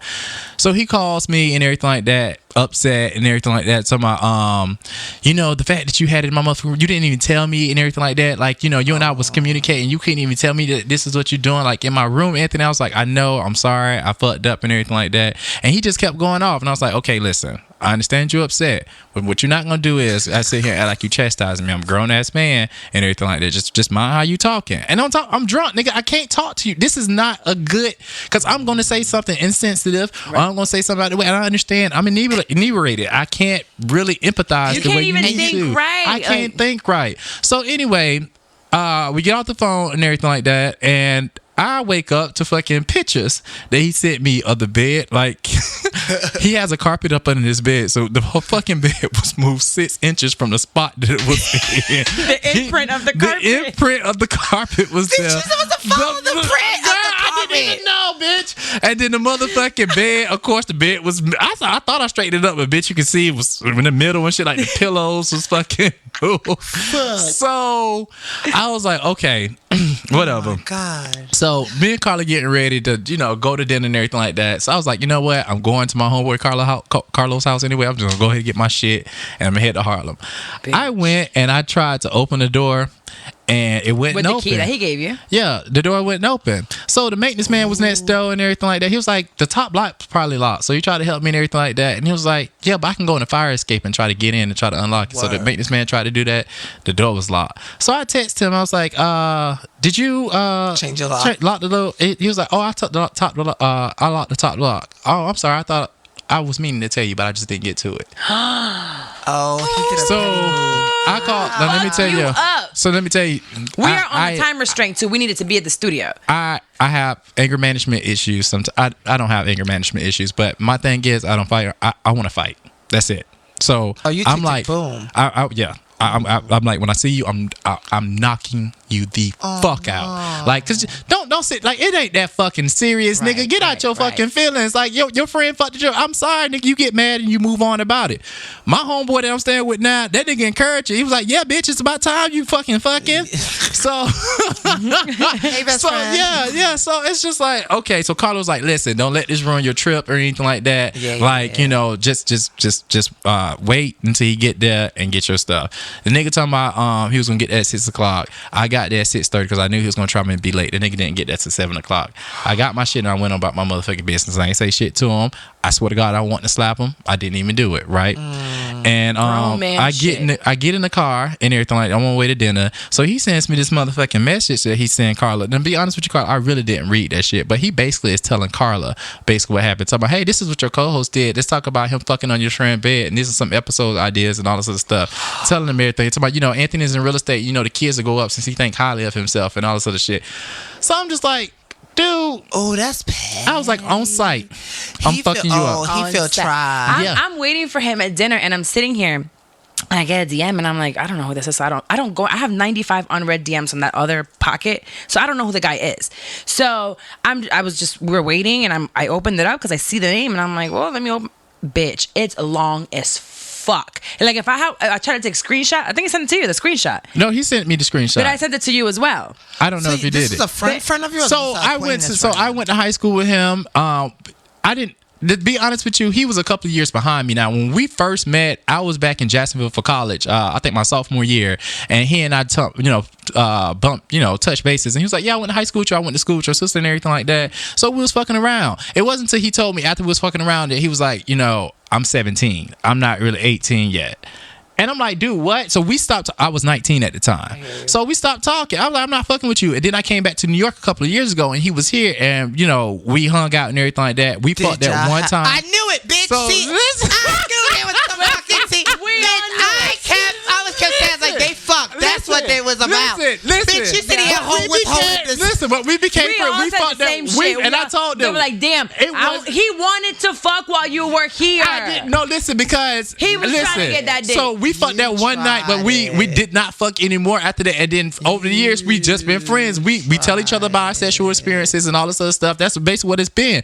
I didn't see him the last time I was here. I just stayed with Carlos, and he was like, dude, you could have hit me up and everything like that. Exactly. So then now that you hit him up, he was ready for. Come on. And listen, in the back of my mind, when that dude came over, I was like, this doesn't feel right to me because I know that I fucked this dude, but it ain't nothing like that's gonna happen between him and I. So I mean, I slept on the couch when I was here this last time. Like it wasn't. That don't mean nothing. Right. It was like because you could have came over and he could have been like, all right, yeah, he's sleeping on the couch, but it's gonna be one moment that we might fuck, and maybe he was looking for that expectation, or maybe not, or maybe he really just feels some type of way that he felt like he got tried. Like he could have, and it could have been like, I fucked you. I might have a little thing for you. Might want to fuck you again, especially if the sex was good, right? Mm-hmm. So he might want to fuck you again. You put that bomb dig on him, boy. It might be that, and then you over here in the bed, and you couldn't even align the bed. I thought I did. He wasn't fucking with you.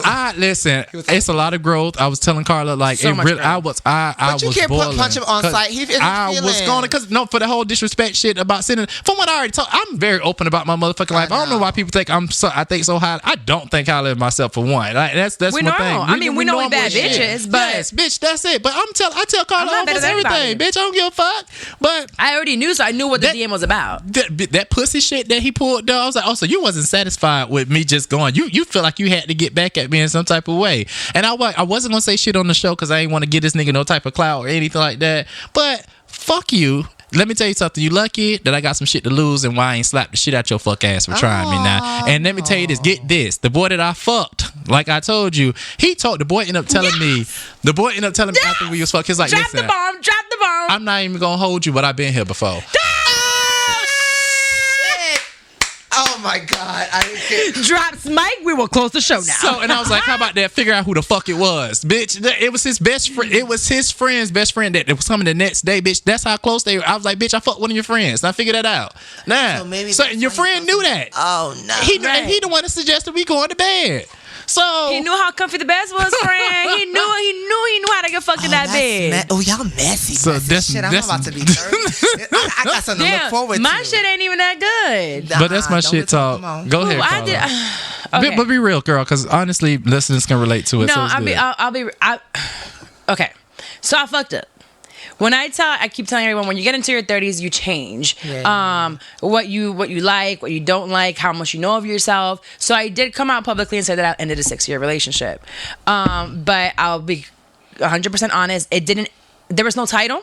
We went to therapy. We did all that. There was no title anymore, but I still love him. We still love each other. There's still, we still spend a lot of time together. But at the end, I said, I don't want a title anymore because I am looking to experience different things in life. I want my own space. I want to be able to do what I want to do. I want to be able to move out here and not have to worry about anyone worrying about what I'm doing and what I'm not doing. Trying to control you. Right. So, or having that, like, I have to make sure I check in or I have to do this and that. But I don't think I communicated that as well. I did, but then my actions didn't speak to it. So although I was saying it constantly, like, this is what I want, this is what I want, this is what I want, this is what I'm going to do, my actions weren't giving it so much. So when I get up here, New York is a whole different ballgame. Whole different ballgame. And, I'm having a great time. I'm moving and I'm living. I'm living the life that I've never been able to live. First of all, it's the longest time I've been without my daughter. So there's not much I can do when I have a child because I am a single mom. So I'm living this, like, single 30s life that I'm like, I want to experience shit. And I want to do, I want to get down, and, if I feel you, now keep in mind, I'm not the type of person that I can't fuck just to fuck. I have to have some type of, like, intimacy or know you or have a connection with you. It might not be that I'm in love with you, but we have to have some type of connection. So I got to New York and, somebody don't snag my ass and say, come here, I'm going to turn your ass up, like, inside out. I'm going to show you what a dick is like. A different one. So I've been experiencing different things as a woman. Pussy. Go ahead. And it's been cool. And I just didn't feel the need to say anything. I feel like the bond with the person was amazing. And I think he's a great person and he's been there for me no matter what. But I thought it was understood that we're not together. I told the person that you was in a connection for 6 years. Yes, right. The relationship. Is this the same one that you were married to? No, girl, no. Okay. That was no, hell no. Okay. That was way before. I was married at 18. So the point is that I'm not real good. Bitch ain't lived yet, honey. Yeah, I haven't lived, bitch. 7 years married, 6-year relationship. Girl, It's just that's what girl. I'm trying, and I didn't want to experience any of this in a relationship because I am faithful. I love to love. I love to be in a relationship. But here's where I fucked up.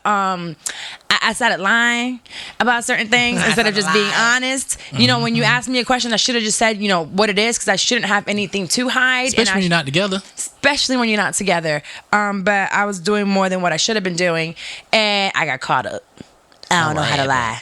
I wasn't answering my phone, and certain things were adding up. So did y'all motherfuckers know that when you send a picture from your camera roll, you send it, and if it's an old picture, I'll be like, yeah, I'm taking a picture of myself right now. Bloop, take the picture, send the picture. When they get the picture, if they save it, they can see what time and date you took that picture. No, bitch, I didn't know that shit. So I'm like, yeah, I'm chilling, I'm home, doing whatever. I send the picture. I got caught with the first picture. Then everything else got caught up. And then I got a phone call and the shit just fucking hit the fan. And it was really bad. That's how you found out? Girl. Yeah, so you didn't know when you took your picture and the person hits the picture and save it, it goes in the timestamp of when the picture was took. Oh. So you're supposed to take a screenshot and then send it. But I'm just trying to figure out. You don't directly send your picture from your album to someone because if you send your picture from your album, it holds onto the time date. Wow. And the thing. Yeah. So I got caught with that, and I finally just said I had to go ahead and tell the truth. I'm honest. This is how much of a liar I am not. And when I'm really in a relationship, I just send you a picture of it. Shut up. I might lie about little things, but not really. I didn't want to lie. I'm so tired of lying. I just wanted, which is why I ended the relationship in February. I ended it because I didn't want to have to hide anything. So here I am still lying or trying to cover things up. Shut up. Cover things up, and I got caught up, and now it's just everything just blew up in my fucking face. So what's the shit talk? The shit talk is that I'm stupid. Bitch, it wasn't for you. Girl, fuck you. Fuck you, Fuck you, Carla. Right. That wasn't the shit talk. Fuck you, Carla. Fuck you, Carla. First of all, when niggas... Okay. You don't owe no man nothing. When you find... Yes, I don't. I don't. I owe him respect. No. You do owe respect, but you don't owe anyone. If you're not in a relationship with somebody, you don't owe them anything but to say, hey, this is what it is. I know you feeling me. I'm feeling you.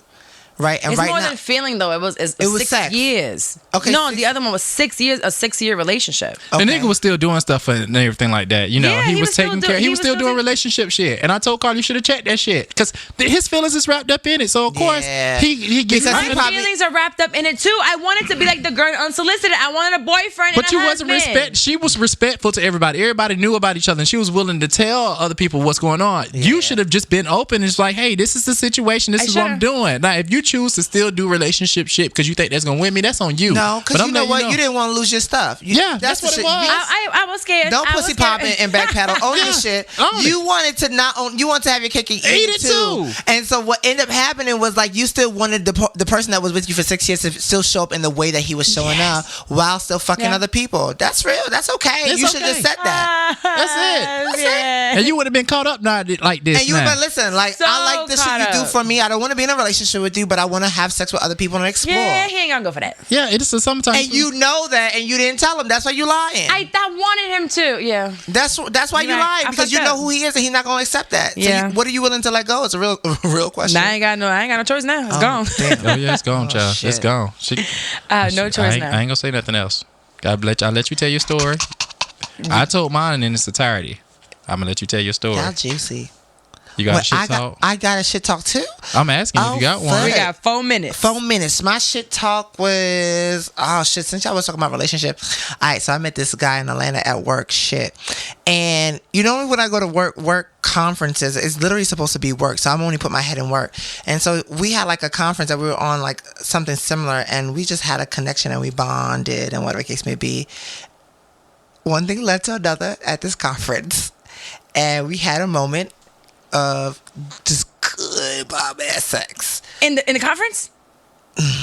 Ooh, in the bathroom? During the conference. No, I had a hotel room. You know, I guess. Oh, okay. She's a classy bitch. I'm a classy lady. Yeah. But I was digging this person, and so recently this person came up to New York, and I was like, I'm gonna be chilling with them, whatever the case may be, and be their plus one or whatever the case may be, and they were gonna come over, and you know, in my head, my expectations like, we gonna fuck, we gonna have a good time, we gonna vibe out. Child, this motherfucker came over and passed out. I was over. Gone. But what made it so worse was the Uber ride that we had getting to my house, where there was a moment she was like, so what's up between y'all? Like, I'm talking about this Uber driver was literally playing Oprah. Really? And like, so I really feel this guy. Like, I was liking this guy because I'm like, you know, when you meet somebody and the conversation is bomb and stuff, I'm like, I want to see where this go. But he was like, I'm never ever doing long distance relationship, ever. And I was like, fuck. And so I have to respect that. So I'm like, but I still want to have a connection that's also sexual. Mm-hmm. Right? Because I'm now single. Right. I just got out of a relationship. I'm available. Did nigga fell asleep though? No, but he was already tired. But what the thing was, the Uber driver was like, this bitch played Oprah, and I think that's what actually shifted the energy, because she was like, what's this between y'all? And I was like, I'll let him answer. Mm-hmm. And so they went into talking and whatever case may be, and he was like, I already told her like where it is, like I'm trying to bring my real estate and try to do stuff, and I don't really have the capacity to show up in the way. And she was like, you need to let that go. Literally in the car, she was like, in front of him, you don't do that in front of a guy. Like, she was like, she's like, sweetie, you need to let him go, and once you heal, you be fine, but you need to let it go, because he already told you that he ain't got nothing for you. Like, he ain't with it. Mind y'all motherfucking business. Y'all just sit there and enjoy the conversation. Bitch, I'm like, he probably was up and it went because now this bitch played Oprah and now you fuck. She was like, bitch, you only worry about dick. I was like, yes, that's what I wanted, bitch. That's what I wanted. Right. We leave in New York to go to New Jersey. You know I wanted the dick if I'm taking You're crazy. Let's go ahead and wrap up. Thank you so much again for coming on, Nala. Plug yourself in, man, because I ain't gonna do it no more. All right. Twitter is NALASIMONET. So that's Nala Simonet. That's on Twitter and IG. So follow me there. And also also I am the founder of Reuniting of African Descent. Yes. So what that means, that is a same gender loving, all gender loving, trans initiative to really focus on having folks connect with folks in Africa who identify as gay, lesbian, bisexual, queer, trans, to really connect and to talk about building equitable, collective, sustainable living. So what that means, I feel like because us across in the U.S., we don't connect with our African brothers and who are in African countries who need support and love, and to talk about policies to support them or what we can do.